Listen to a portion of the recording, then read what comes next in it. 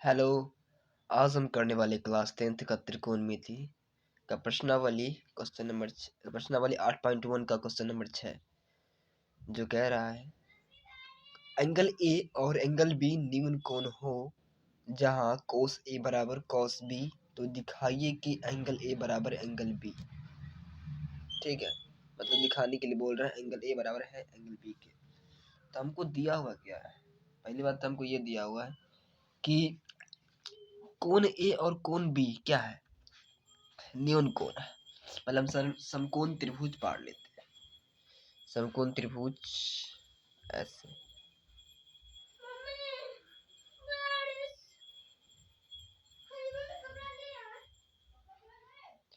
तो ये angle 90 degree. अब बोल रहा है एंगल ए एंगल बी समकोण है, तो एंगल ए एंगल बी, इसका नाम सी धर देते हैं। अब देखिए, हम एक चीज जानते हैं कि त्रिभुज के तीनों कोणों का योगफल 180 डिग्री होता है। ये एंगल कितना है? 90 डिग्री। समकोण है इसलिए। और न्यून कोण का मतलब होता है 90 डिग्री से छोटा।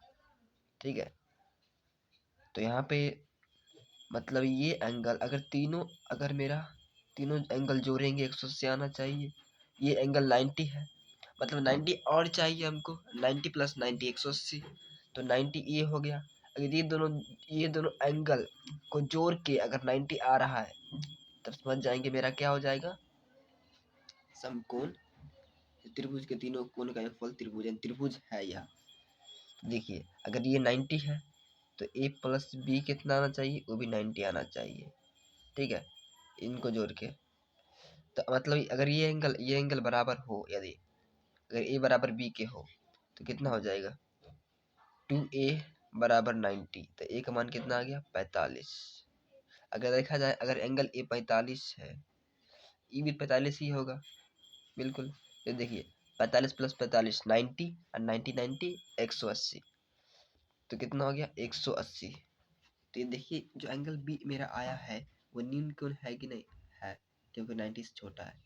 एंगल ए बी वही है, न्यून कोण। तो अब सिद्ध करते हैं। पहले हमको दिया हुआ क्या है वो देख लेते हैं। तो दिया है cos ए बराबर cos बी। अब एक चीज जानते हैं, cos का फॉर्मूला आधार बट्टे कर्ण। आधार बट्टे कर्ण, यहाँ भी cos ही है, तो आधार बट्टे कर्ण। यहाँ पे लेकिन फर्क है किसका? एंगल का। देखिए एंगल ए एंगल ए के लिए क्या हो जाएगा? लंब, ये सामने वाली भुजा। एंगल ए के सामने वाली जो भुजा होगी वो लंब हो जाती है। इसके लिए एंगल ए के लिए ये हो जाएगी आधार, ये 90 के सामने वाली भुजा कर्ण। तो देखिए, आधार कितना हो गया मेरा? आधार एंगल ए के लिए ए सी, और 90 के सामने वाली भुजा कर्ण, तो आधार कितना आ गया मेरा? ए सी, कर्ण ए बी बराबर। अब cos बी, एंगल बी के लिए आधार ये हो जाएगा, क्योंकि हम जानते हैं 90 के सामने वाली भुजा कर्ण, कर्ण तो फिक्स है। और ये एंगल ए बी लिए हम यहाँ पे, तो एंगल बी के सामने वाली भुजा लंब, और ये जो बच गया आधार। तो आधार क्या हो गया? बी सी बट्टे कर्ण। कर्ण तो सेम ही है ए बी। जब दोनों कर्ण सेम है, बट्टे बराबर में है, तो बराबर काट देंगे। तो मेरा आ गया ए सी बराबर बी सी।